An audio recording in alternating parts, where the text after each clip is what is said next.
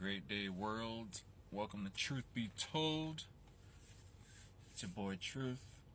We are here on another episode. Let's get into it. So today's going to be about the laziness. The laziness has to go. Today's going to be about sluggardness, sloth. Let's just say sloth. It's about sloth. The laziness, etc. So let's just jump quickly into it because I got a lot of verses to cover and very little time. So let's get into it. Alright, so we have here, it is Proverbs 6, verse 6. And it says, go to the ant, you sluggard, consider its ways and be wise. Alright, I'm going to read you the similar version, but in the KJV version. And it says, go to the ant, thou sluggard, consider her ways, and be wise. And now in this version it says her ways because her is wisdom. They'll call, you'll notice a lot of times wisdom is referred to as a her.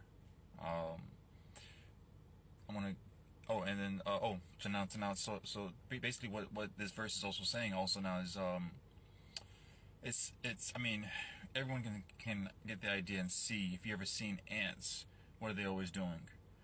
Are they ever sleeping? No. Ants are always on the move.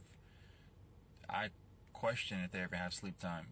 They're always working together, always moving, always doing something. But that's basically saying, hey, look, consider the ways of an ant.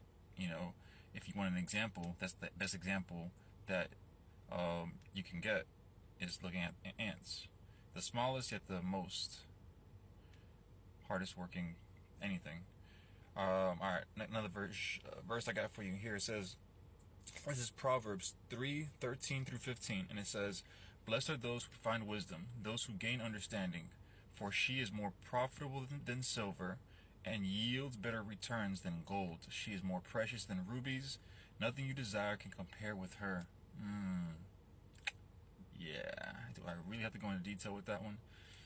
I don't even have to touch that one. It's self-explanatory. It tells you itself. Alright, I got another verse. Actually, I'm gonna read another similar. This is another version.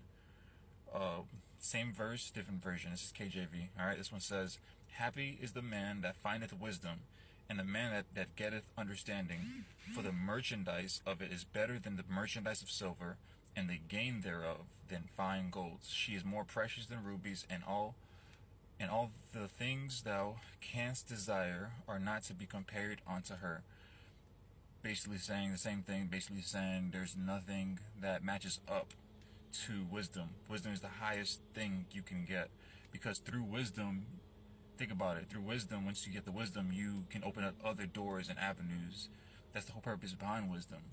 That's why it's considered so highly regarded, because, and a lot of people will travel for wisdom. If you look at back in the days, there was a queen that traveled to Solomon for wisdom. People, back in Solomon days, he had so much wisdom, he had so much wealth because of it. And people would always come to him for answers and things like that. And all that's due to wisdom. So if anyone can acquire that, you just gotta first follow God. That's the catch. You can't get wisdom from anywhere. Alright, so I got another verse for you here. It says, the craving. This is Proverbs 21 verse 25.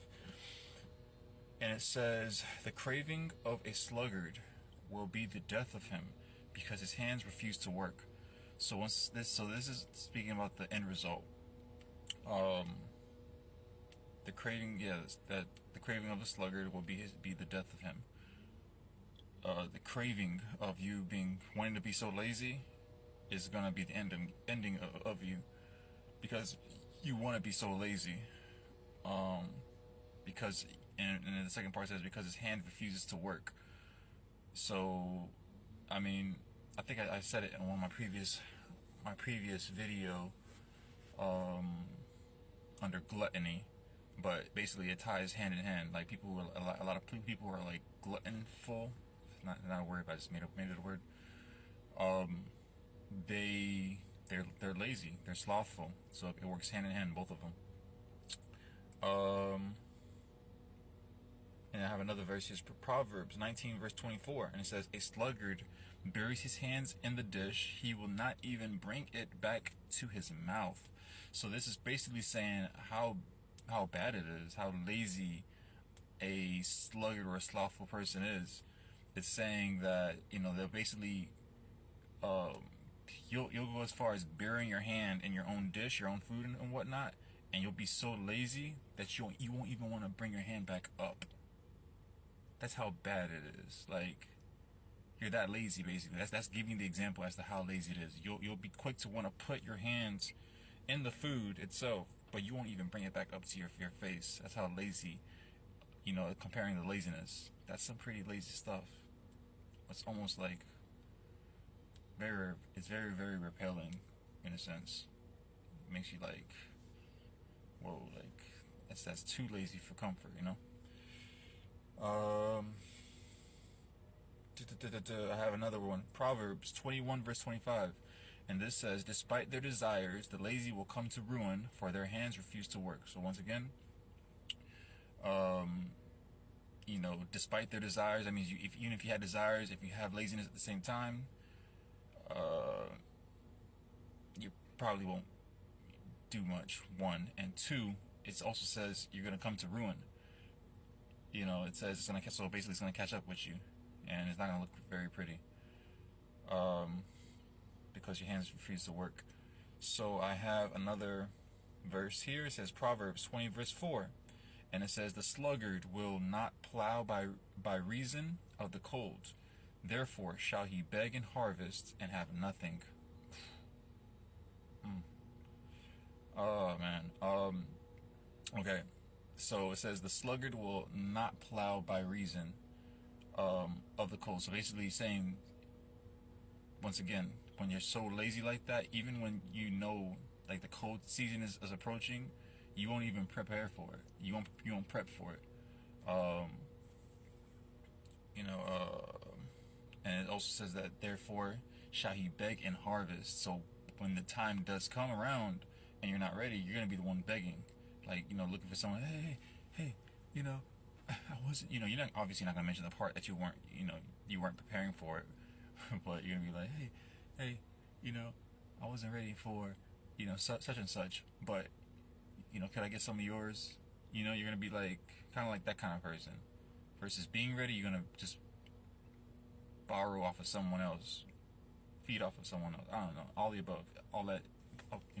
It's applicable. Let me get another verse here. It says Proverbs 15 verse 19 says, "The way of the slothful man is an hedge of thorns, but the way of the righteous is made plain." You just see the difference there between the two. I don't have to really go into detail. Okay, Proverbs 18 verse 9. I gotta move a little quick. "He also that is slothful in his work is brother to him that is a great waster." You kind of get the idea with that as well. They go hand in hand. They're brothers, they're twins. Proverbs 19 verse 15. "Slothfulness casteth into a deep sleep, and an idle soul shall suffer hunger." Once again, putting slothfulness as an idol. This is what you idle. All right, and these are the results. You're gonna suffer hunger. It's telling you straight up. All right, and I have a last one. Here it says Proverbs 12 verse 24, and it says, "The hand of the diligent will rule, while the slothful will be put to forced labor." Once again, it's telling you the results. When you're diligent with your work, you're very detail oriented in a sense. You'll see the fruit of it. Versus, if you're lazy about it, you're slothful, you're gonna be forced into corners and into areas that you wouldn't want to be in normally because you weren't ready. Alright guys, well, that's pretty much it. I have time up, and really what I gotta say with slothfulness is get off the couch, hit a gym, let's get it.